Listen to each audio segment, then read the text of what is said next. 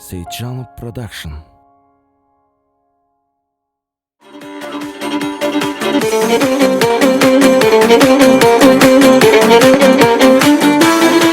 Ой, рахмет. Хат шабала қошаметі. Ой, рахмет. Ассалаумағалейкум әзіз достар. Қарақалпақша стендап. Қош келдіңіз. Ал онда былай мималармен бір танысып өтеміз. Абайлаған болсаңыз, кейінгі уақытта біздің Нөкістің халқы аптеканың дәрілердің зиян екенін білді. Аптекке бармайтын болдық. Массажға баратын болдық. Нөкісте массажлар әрбір угловойда табылатын болды. Құлас, мен айтып атқан просто бүгін олар жоқ шығар деген үміттемен залда. Бұл Қарақалпақша стендап. Кім жоқ, соны жамалдаймыз. Егер сәл андай қаттылау айтып қойсам, Айдос Бақа деп алдын ала айтып атқан. Бұл егер грубый әзіл болып келіңізге тиіп атса, онда бұл менің лишний көре алмаушылығым деп білің. Бұл Қарақалпақша стендап. Ал кемегелер жамалаймыз, кегелермен бірме-бір танысып өтеміз. Бір шапала қошеметлермен, ой. Алдың қатарға әртіслер отырады деп еді ғой, сілер әртіс емессіз ғой, негізі. Біреудің табысын есаплау жақсы емес, бірақ кайф дейді ғой. Со блогер Расул бір шапала қошеметлер. Қайерде кім не сом пұл тауып атыр, бәрін есаплап жүреді ғой, біреудің қалтасында. На самом деле, әмеміз сондаймыз. Әмеміз сондай. Бірақ сен жасырмай ашық айтып атсаң да. Блогер не қыл деп айтады сізді бір сөзбен айтқанда? Мысалы, юморист деп айтады сізді. Блогер деп айта берсін. Просто блогер деп па? Жаңағы ауылдағы арза жаза беретін, жазау бір ғар айтқан екен. Блогерлер пайда болып біздерге жұмыс қамады деп та сондай ғой. Бәрінің жаңағы ішкі кухнясын ашып беріп жүреді. Бір қошаметлер, қош келіпсіздер. Расул. Бірінші рет келіп отырсыз ғой, Осы жерге бірінші рет алған. Осы жерге, өмірге екінші мәрте келдіңіз ба не деп қойды. Естетіп өтеміз, Қарақалпақша стендаптың басқа өндері доктор Рашид стоматология клиникасы. Бір шапалақ қошаметлер. Бізде бүгін мейманда УАЖК проектінің жігіттері. Қаттырақ шапалақ қошаметлер. Ал бір шеттен деп атқаным ғой, бұл мысалы жас үлкен Бақа деп білеміз, мен қайсыңыз үлкен? Мен просто абырайлырақпын бұдан.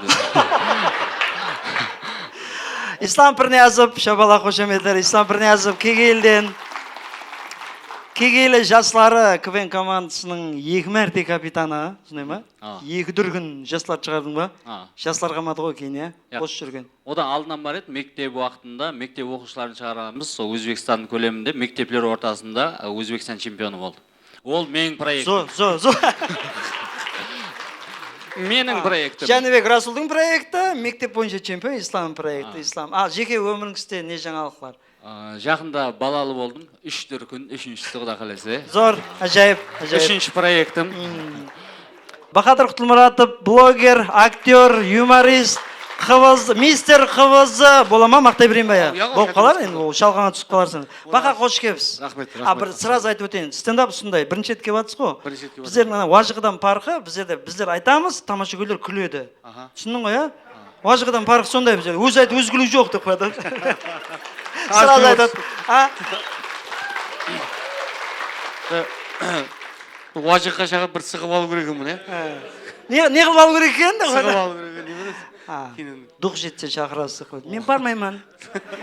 Мен жұмыстаман деп қойды. Ал Бақа қош келіпсіз, рахмет, қуаныштымыз көргенімізде. Ажайып. Енді қалған жағын әзір көреміз енді оны до конца, до конца көріп. УАЖК-да болмайтын жер, бірақ енді. Конечно. Ондай дәрежеде төмен болмайтын жер деген, мені де ұмытпадым. Кешір дейді. Агролайф КВН командасында КВН ойнаған Руслан. Бұғана басқа? Мистер, хотя мисс КВН қыбызнамадың. Миссисам жоқ па? Минимализм қолайдың өзір. Зор. Бақаға театр студиясының актері. Руслан, немен бәнсіз бүгілер? Тек УАЖК-да шығасыз, Бақаға? Ысымен күресіп отпан ғой азыр. Хотя бір адам бар екен, ысымен күресіп отқан. Оның күрескен сайын ысытыннан қабарың бар ма, бірақ оның дейді. Өзі Бақаға дегеннің өзі кілең бақалар жинап алып құрылған ғой. Негіз бұлардың фамилиясымен айтатын себебі бар. Фамилиямен айтпасаң, олар бәрі Бақа ғой. Құтлмұратов, Жапаров. Бір шапалақ қошеметлер. Жапаров. Ассалаумағалейкум. Мен барлық келген арнаулы меймандар бар ғой, бір арнаулы специальный гости, солардың ішінде саған өз алдына айрықша миннеттаршылық білдіремін. Себебі бар бір шопқа барып, шашыңды Рахмет аға. Стендапты серьезно қабыл етіп келген үшін. Hürmet etip, nanmani Баға ұқсап, деп келе бергенде де ләз жоқ қой. не қылар дейсің деп келген шығар да. Бұлар ма? Сол ғой жаңа айтып отқан. Пока что бір екі ай сөйтіп жүреді. Кеше жақында отан пыдайсы деген көкірек нышан алды да, соны үшін бұл О, сол кездегі прическаны еле бұзбай жүр десе онда. Жатсам бүйтіп жататын болдым ғой. Хамеміз құттықтаймыз. Отан пыдайысы көкірек нышаны белгісімен Бахадыр Жапаров. Қалада хабар құраллары байрамы күні бергенде бұған. Мысал, банкерлердің байрамында универсал синемаға бір хүрмет жарлық бергендей болып тұр ғой. Абайдулла. Не деген? Құттықтаймыз, оң болсын. Қалада хабар құралларына не байланысыңыз бар еді сіздің? Біздердің театрға келіп қайта сөйім қала бергеннен кейін шығар. Сізден бір рекламаңсың өзі қалаба хабар. Рахмет, зор. Уажықы сразу белгілі, бүгін басқаша кіттай болса да ойласқан жігітлер. Той беретін үйдің қызлары бірдей қылып киім киіп келеді ғой. Әмес қоңырға кеп ағанда Айдос саған айтпады ма не? Мен кеш келдім алады. Онша қаражет жоқ еді. Айдос не үшін қаражет? Ішіп қоя береді ғой болды қарамаңлайды. Қарамаңлай ішіп қоя береді. Түсінбен? Оны түсіну үшін сен трезвей келуің керек деп қойды. Айдос Мұратбаев, бір шапалақ қошеметтер Айдос Мұратбаев. Бүгін Қарақалпақша стендапта мейманда актер Айдос Мұратбаев трезвей келді деген үміттеміз деп қойды. Ол енді просто образы. Негізі өмірде ішпейді бұл. Өмірде ішпейді. Арақ ішпейді. Беріп көрмедіңіз қой? Беріп деп айтың. Мен екі жамағат етім бар. Біреуге арақ әпермейме, екіншісі өзімем ішпейме. Айдос, қош келіпсіз. Рахмет, қош көрдік. Хамеге ассалаумағалейкум. Вот есі бар адам мынау. Мыналарға салыстырғанда. Істеп болса, ішет деп. Қош келдіңіз, қалай? Қош семесін.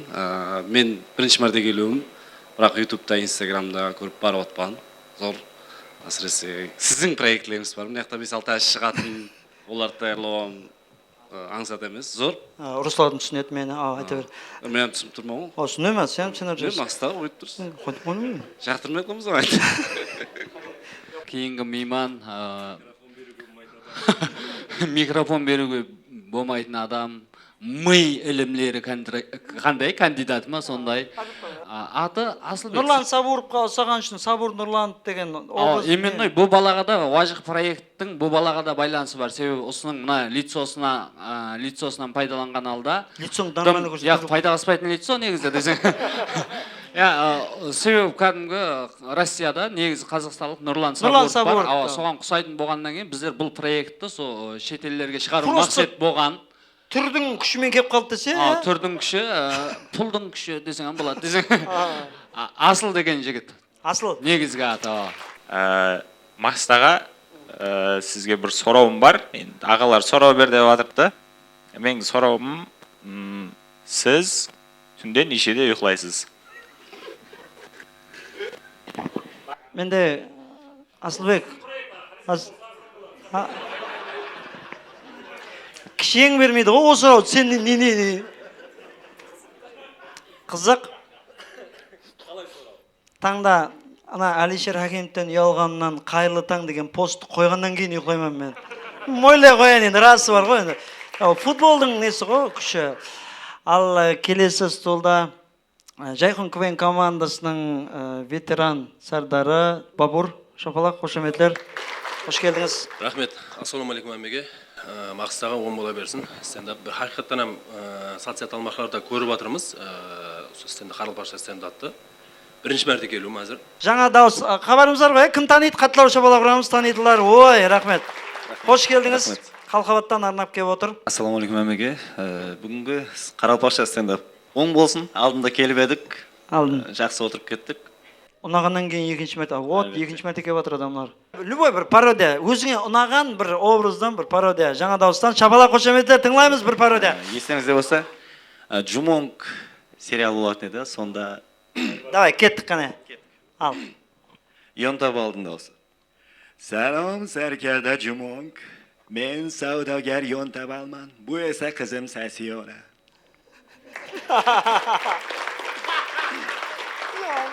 Енді инстаграмдағы жіңішке дауыстардың бәрі мына дауыспен саламан инстаграмда. Екіншісі мына дауыс бар енді, ұста қатылардың дауысы. Материал бөлісетін. Материал бөлісетін дегенде ұсығы дауыс. Сондай өзгере береді соған қарай. Рахмет. Бақа, жаңа дауыс зор. Әжайып. Қарақалпақша стендапты YouTube тармағына жарып беріп отқан Сетжанов видео студиясы. Сетжанов, жақсы күндеріңізде қызметте. Қалесем, мына микрофоннан қалесем, мына микрофоннан мақтаймын ол Сетжанов. Универсал синема, олам одан қалыспайды. Ендігіде бір съемка керек болып қалады деп жаңа ашко жинап қойып атқам ғой. Қарақалпақша стендаптың тұрақлы резиденттердің бірі Қожелден келген Мангуберді.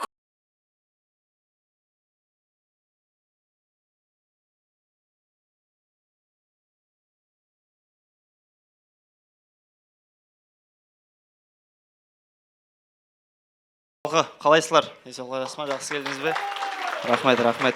Растам жаңа Мақсатаға айтып кетті ғой, қатты күтіп қалып, мауны күлдірсін деп аузыма қарап отырып, ондай зат болмай-ақ қойсыншы. Расымен сценарийім онша емес ал. Онша емес болғанына бірінші шыққаннан-ақ біліп тұрған шығарсыз. Стендапта сондайдан сценарий онша емес өтпейді ау дегенде бірінші жіберіп алады. Рахмет. Бірақ мен бір қуанатын жерім, менен бұрын Мақсатаға шықты да.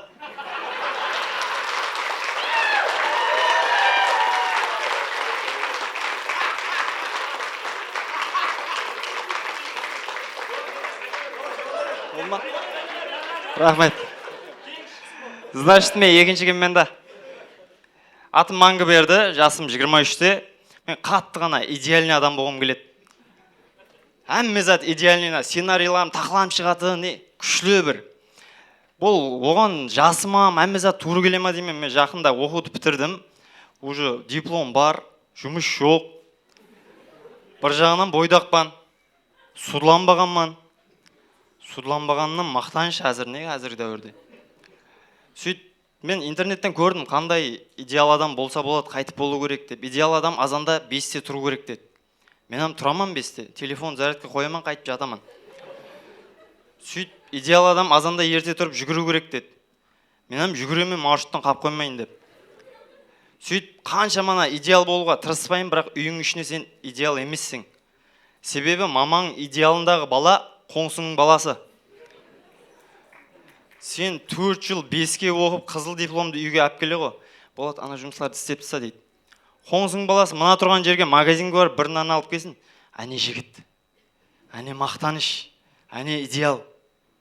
Сөйтіп оқуды бітірдім, одан кейін адамның өзіне резюме керек болады екен. Әмме қатары оны өзім жазады екенмін. Сөйтіп резюме жазып басладым, сондай жоғары мағлұматлы, 3 тіл біледі, өзбек тіл, рус тіл, басылықтың тілі деп қойдым 3-сіне. Дұрыс дейтін. Ең керекілі, олам ешкап, сөйтіп мен оқитын жерім бір мекеме жұмысқа шақыратын болып, мен атына мінездеме жазған екен. Көнебаев Мангуберді, ал жақсы, қазақшылар жақсы, тәдбірлерге жақсы қатынасады, маладес. Осындай жұмыс, жәмиетілік жұмысларында қатынасқаны үшін еліде өзі рауажлауына үлесі olsun үміттеміз деп. Мен ана оқу үйіп тұрып тие берсін дедім. Мына мақтаулар тірі адамға айтылатын мақтаулар емес соған. Расымен, кейін идеал адамлардың күлкісі да басқаша болады. Күлкісі қандай болады екен? Мен анық білемін, менің күлгім идеал адамлардың күлкісі емес. Рас, мен күлсем адамлар уже тісім санап кетеді. Мен кінам идеал күлкі қылуға болады, оның үшін доктор Рашид стоматолог клиникасына бару керек бірінші. Мақсатаға айт деп жаңа спонсор деймі. Мен, рас идеальный адам жоқ, просто өздеріміз іздейміз да біреуді идеальный адам қылып қоямыз. Мысалы үшін мен идеалымдағы, мен өзім қаһарманым бұл Бабырдың ойысы. Себебі оған күнде шока крем береді екен. Рас группан баласы бар бір, жаңағы менен бой ұзын, шашлары ұзын, жаңағы сәл ірілеу, құлас красавчиклеу ғой менен. Сөйт, ол қалқабаттан келеді да, мен нөкісте квартирада тұрады ма? Ол ана жауын шашында келе қойсын, аяқлар чоткий жаңағы қап-қара болып келеді туфлилер. Мен жауын емес, қадым тақырда бара қойын, тізеге дейін жаңағы құм болып. сөйтіп бір күні ашуым шығып бір надан бір нормальный болайыншы деп костюм шалбар галстук әммесін киіп бардым. Анау жинсимен кәдімгі үтік басылмаған көйлек киіп келді. Соң өзіне сұлу анау не. Біртүрлі болып қаласың қасында. Еще ол ана субботник істесе де көйлекпен бір кездер оқуда субботникке шыға жібереді. Екеуміз ұстап атқанымыз бір бел, бір нәл. Анау болып балағын екі қағатта кіріп кете береді ғой тап-таза болып. Сен анау отқан кранның басында жаңа суды қайтарып, о қолың жуаман деп аяғың батып қалып жаңа дал-дал болып шығасың ғой. Рахмет. Идеал адам болу қиын, бірақ идеалный қылып өмір сүруге болады социалдық тармақтардан. Оның үшін Сейтжан студиясына жігітлерін айтсақ болады. Рахмет. Дұрыс, мен бір стендапқа тартатында әзілдер идеальный болмауы мүмкін. Бірақ екі спонсор үшін идеальный реклама кетті да мен. Рахмет, мен де қысқаша солар еді.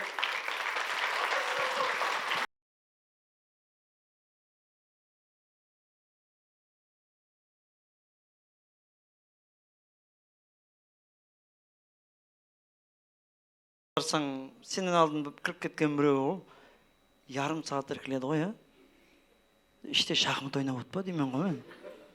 Аз кіремін де шығаман деп кіріп кетеді мұса бар ғой. Жақсы көріне қойайын деп, азында ертелеу барсаң, сол күні бастық әбетке дейін келмейді ғой жұмысқа, басқармада жүрген болады деп. Кешкі 6-лардан бастап, мынандай басыламас сілерді, жалюзидің несін дейіп, қарап, бастықтың машина қайтпады ма деп. Олым қайда қоймайды ғой тегірлікте. Давам етеміз, давай, шапалақ қошеметтермен, енді ортаға Шоманайдан келген Гыта Азиз деген танитылар бар болса, қаттырақ шапалақ ысқырып.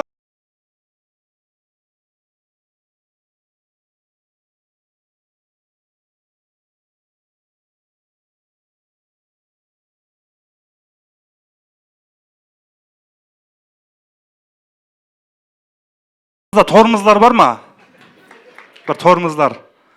Кестіріп сұрадым, тормозда мен дейма ешкім айтпайды ғой.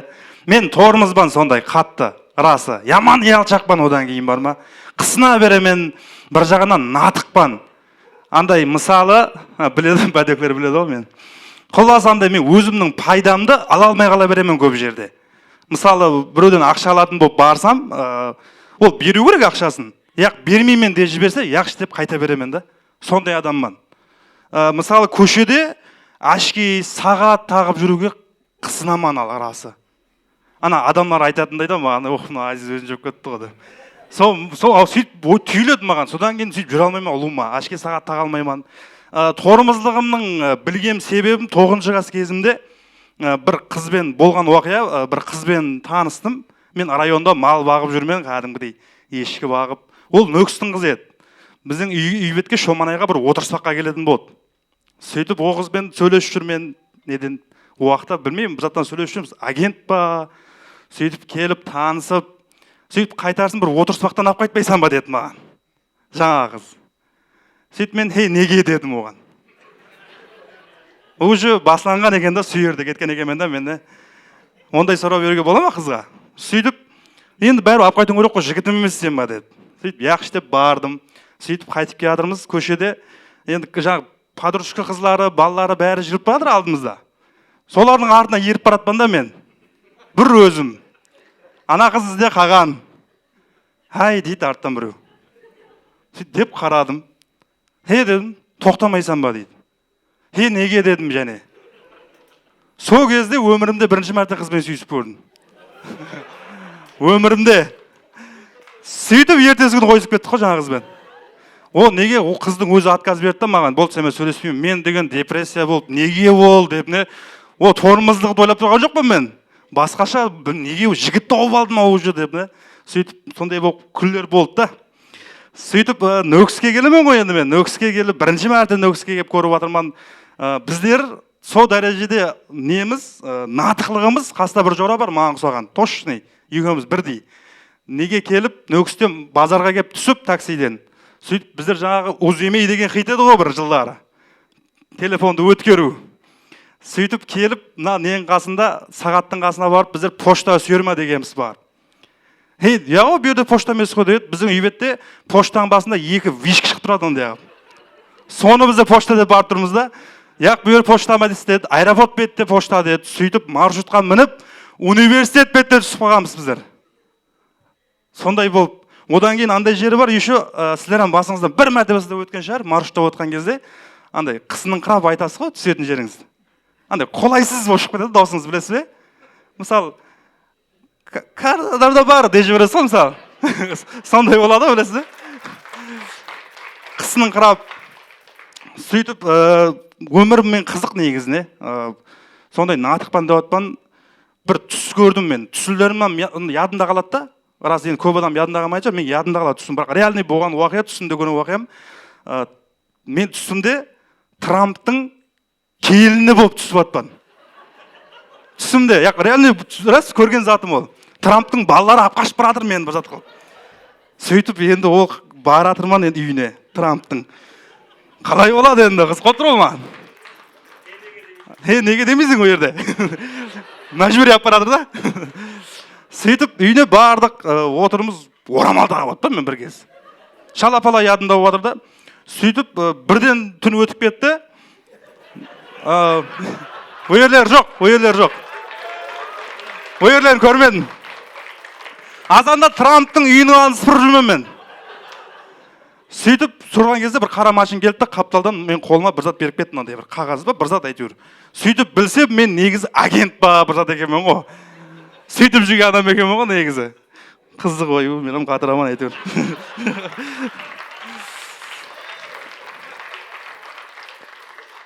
Қылласы кішкентай кезде ешкі бағамыз, сөйтіп үлкен балалары бар еді, солар біздерді қорқытатын еді. Сіздер ертең бір андай жүрмен айтып үй бетте жүрміз, ешкі бағып жүрген кезде көп су ішсек, ішіміз ісетін еді ғой. Қазір сондай ісіп кетеді, қазір су ішсек. Сөйтіп көп су ішіп бергенбіз, сөйтіп ішіміз ісіп кетті, сөйтіп мынандай болып жатыр ғой, ажаға деп бір балалардан сұрасақ, үлкен балалардан. Ой, онда сен көтердің ғой деді маған. Гүлден сондайдан ба деп мен демем, е. Құлас, содан дөңкеге түстім мен. Ойбай, енді қалай болады? Мен не қыламан, үйде кіріп шығып, оны қалай туаман ертең, оны қалай бағаман деген сұраулар. Сөйтіп мамам сауда істейтін еді, бұрыннан кішкентайымызда сауда істеп өстік қой. Мамам тәшкіменен зат шығаратын еді баяғыда. Сөйтіп сол кезде біздегі айтатын еді, сенен үлкен ажағаң болатын еді, бірақ түсіріп алдым, ішіме тәшкінін сүйеп, апара беріп, дың жігіт білді ғой оны. Күнде тәшкіндірей ма? Мақсет баланы түсіру. Сөйтіп одан кейін олар мені алдаған екен ғой. Мен де әзірше осы. Құдай қаласа кейін салады көрсейік онда.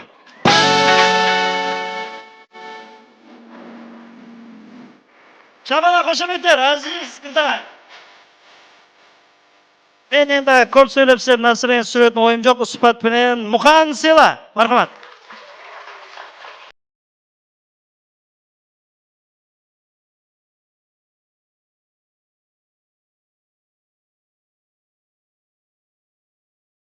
Қайырлы кеш отанластар, қайырлы күн баршаңызға. Өзім түкін ұмытып қалдым ғой, айтысың дейсіз. Маған айтып берген жоқ ана уақиғаларды. Қалайсыздар? Қалай? Бәрі жақсы ма? Үйдегілер, кредит, бәрі мощный ма? Жақсылап сұраспасам, маған кейінгі уақытлар айтып жүрді, кібірленіп кеткенсің сен дейді да маған. Мен кібірлік емес та ол, мен танитылар айтып қояйын. Мынаны ішім піскеннен тағып жүргем жоқ мен. Неде бірінші қатар көрініп тұр, бұған ар жағы тас түйнек. Расы да, балаларменен жүрген кезде, мысалы, класстың балаларын жоралармен жүрген кезде, жолдың ар жағында біреу қалай айдаса қосылып қол көтеремен. Сен танымайсың ғой, біздің армейский ғой деп айтады да маған. Енді не қылай, анан күйеуін жықпау үшін көтеріп аттан қолын деймін да. Кібірлік деген нәрсе жоқ менде.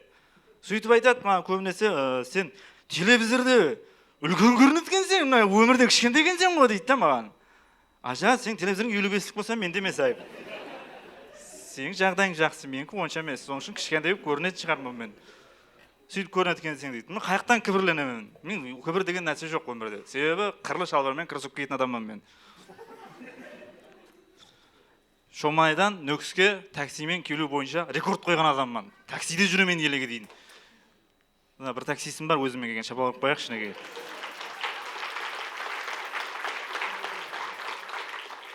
Және бір таксист келіп отырған еді. Бағатыра сен өзің екенсің, ажағасы бар үйді такси дейтін. Точно сол сайтта алжастырып отырмын. мына таксимен келгенде рекорд қойған себебін айтайын. Мына өмірде көплеген таксисттерді көрдім мен. Дым көп көрдім. Дақшат таксисттерді көрдім. Түрлі таксистер көрдім өмірде бар. Хайран қаламан таксистер бар ма? Хақиқи актерлар негізі таксисттерден шығады. Образ деген мүмкін емес қой. Былай сөйлесіп отқан кезде ма?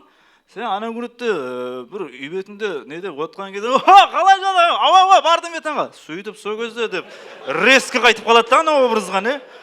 Хайран қаласаң. Мына қолымен рөл ұстаған кезде бар ма? Профессионал жұмақерлер бар. Мына қолымен шимшік шағып отырады да деп. Арттан бір зат айтсаң, 10 минут саған қарап сөйлейді да бүйтіп. Жаным қалмайды сондай таксистерді көрсем. Сондай бір өтірікті беретін таксилер бар үй бетте. Сакон деген бар, атын айтайыншы. Көрші жерде, ертең көрші, бетің айтайын бар ғой. Сондай дәрежеде қатты пайда күнем да о таксисіне. Айран қаламан. Біреу сол дәрежеде пайда күнем, магазиннің алдында біреу пияң болып жатыр еді, қасына келіп, қалаңшы емес пе дейді. Оны екі күннен әуресі болып жатыр ғой анау. Оған таксидің не керегі бар? Сол дәрежеде пайда күнем да. Айран қаламан актерский шеберліктеріне бар ғой. Ол алдын негіз басқа жерде істеген бе деп ойлаймын да.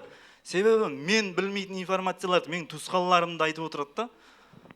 Кетіп баратсам айтады, сен ана Ақтауда пәленше деген ажағың бар екен өткенде. Сонымен кешегіде WhatsApp'та сөйлесіп қалдым. Бір зат болып істеп жатқан екен дейді. Онымен мен 2 ай алдын сөйлестім, я сөйлеспедім. Мәйран қаламанда сен таксиде жүрсең азаннан кешке WhatsApp'қа қалай кіріп үлгеріп жүрсең деймін да. Я бұл өтірік жіберіп атпа. Өтірікті алдайтын себеп бір көбінесе пән жеген жерлерім, районнан қатынайтылар білет. Нөкіске 2 адам деп жазады телеграмнан. Ес деп мінсең, сеннен кейін 3 адам керек болады да негізінде. Бір шапалақ ұрды ғой, бір мәрте алданған ба дедім. Ең нық таксистің түрлері нөкістің таксистері ғой, қалаң ішінде жүретін. Бір аккуратный, четкий, әсіресе азанға таман шақырсаң бір қыз таксистер келсе бар ма? Ой, түсетін жерінен өтіңкіреп деп, анерлер ғой, өтірікке алжастырып, анерлерде түсіп қаласаң. Ыздашы, керек емес деп, бай адамдай өп түсіп кетесің ғой. Ана нөмірін сақырайын деді, үйге бари, көресең, жаңағы такси деп сақырайын дедім мен да мен. Мен контактімде көп, жаңағы такси, бағанағы такси, әнәгүреттегі такси деген бірталай нөмірлер бар. Сөйтіп, телеграмын көресең, инстаграм аккаунт тұрған болады. Бақтыңа. Сөйтіп, кірсең инстаграмна. Бәрі баласымен түскен фотода. Сен күйеуімен түскен фотоны іздеп атсаң да.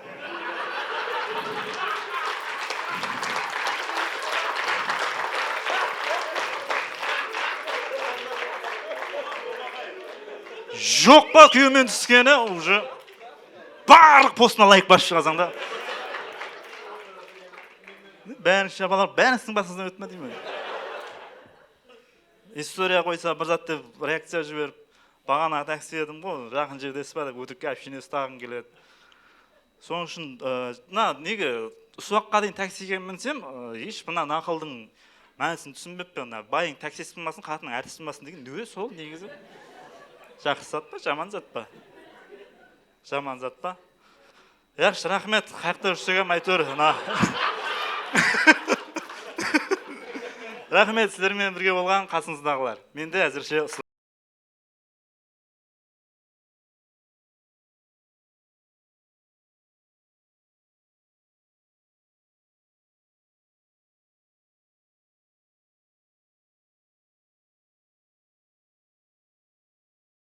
YouTube арқалы 2030 жылы көріп атқанларға сәлем.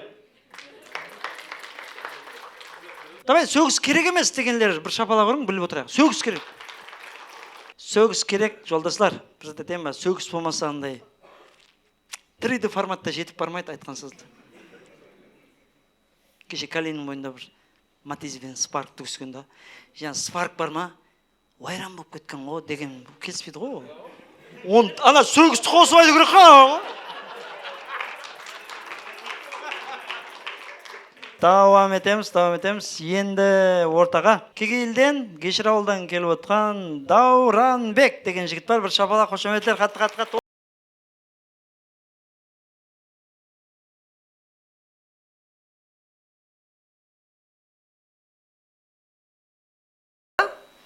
Мына стендапқа келу үшін мен 1 гектар кешерді суғарып, отап, оның өзінен жүйерге су ашып, оның суы басқа азыға өтіп кетіп, ізі патрат болып, арада жуынып, шайынып, келгеннен кейін ана стендапқа таярлап келген сценариімнің жартысы өтпей қалып, өзі жартысын істеп келіп едім. Құласты қатлаңшы, рахмет. Ярым бол, менің сүйген ярым бол, ярым бол, ярым бол. Енді жаңа жартысын кескен қосығымнан қалғанын айтып берсем. Біздер, мен өзім ауылда тұрамын, ауылда папама көмектесіп, нөкісте ажағаммен жұмыс істеп, бір нәрсені түсіндім. Ана оншелі парт қоймайды екен оларда. Просто ажағам әз етіп сөге алады, ана жерде. Кейін ана ажағам соншелі маған жанашыма, басаша болып қарайма, мен ажағаммен жұмыс істеймін. Кешеттері мынандай болды, ана тұмыш көтеріп жатыр едік, мен бергі басын ұстап тұрмын, ол арғы басын ұстап тұр. Кетіп баратыз, мен енді қолым талып кетті. Таста жіберем, сөйтіп арғы басы ажағамның аяғына түсті. Сөйтіп тап солмады, таза екі сөгіс үйреніп алдым мен. Одан кейін ажағаммен жұмыс істеген уақытта сенде мынандай талант пайда болады дегенде, ана ажағанның алдын ала не айтатұғын, не істейтұғын біліп тұрады екенсің. Сөйтіп жағдай жұмыс істеп жатқанда андай қолын деп үлкелеп созып жатса, ана атауыз керек шығар деп атауызды бересің. Сен берген атауызың дұрыс шығады. Бұл апоэзия емес, бұл үлкен жетіскерлік. Жаңа ажағаның ойындағы затты алдын ала біліп алдың. Кен ана атауыз не зат екен деп 21-ші ғасырдың адамдар түсінбей отырған болса, ана атауыз бұл ана Плоскопустың атасы. Плоскопус не екенін түсінбей жатқан болса, мен сіздерге жәрдем бере алмаймын. Ажағыңмен жұмыс істесең сондай. Жаңа папаңмен жұмыс істесең, ана жұмыс ұлыма түйісілуі мүмкін емес та. Ана түйісінен деп кетіп қалықта, демаламан ау деп ойлап тұрғанда таза жұмыс тауып береді ғой папаң. Ұлыма түйісілуі мүмкін емес. Олар ойлама деймін де, ана мен балам енді каникулда ішіп жүріпті ғой, енді жұмыс тауып берейін соған деп. Негізінде біздің папам ана дихан емес, биржа тұрыптың басылығыма болу керек еді, ана любой адамға жұмыс тауып бере береді, және әмес ұлыма Қарақалпақстанда бір безденлік адам болмайтын еді да, соққа шекем. Және мен ауылда кішкентай кезімде ана бесібетім бұзылып қалса, қонсыз бар, Нөксібай ата, соға баратын емді.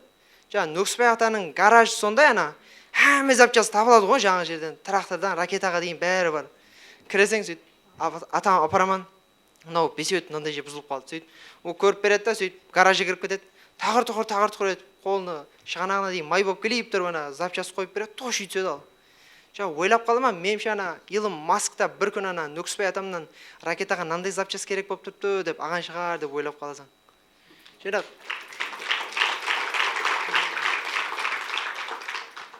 Және адамлар ойлауы мүмкін ауылда жасау аңсат деп. Ауылда жасау аңсат емес.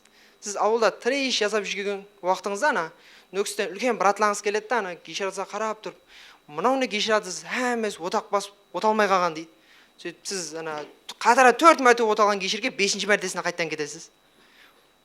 Сөйтіп қарап жүреді да, жаңалар қызық қаттыға. Бір неше жылы ғана фермердей болып айтып нетіп отырады, келіп папаңа мынақ бітке помидор еу керек екен, мынақ бітліге жүр еу керек, сонда чоткей болады деп айтып отырады. Идеяны беріп кетеді папаңа. Сөйтіп өздері кетіп қалады. Кейін папаң қалғаннан кейін әмі жұмыс саған тапсырады. Әзірше менде осылар, диққатларыңыз үшін рахмет.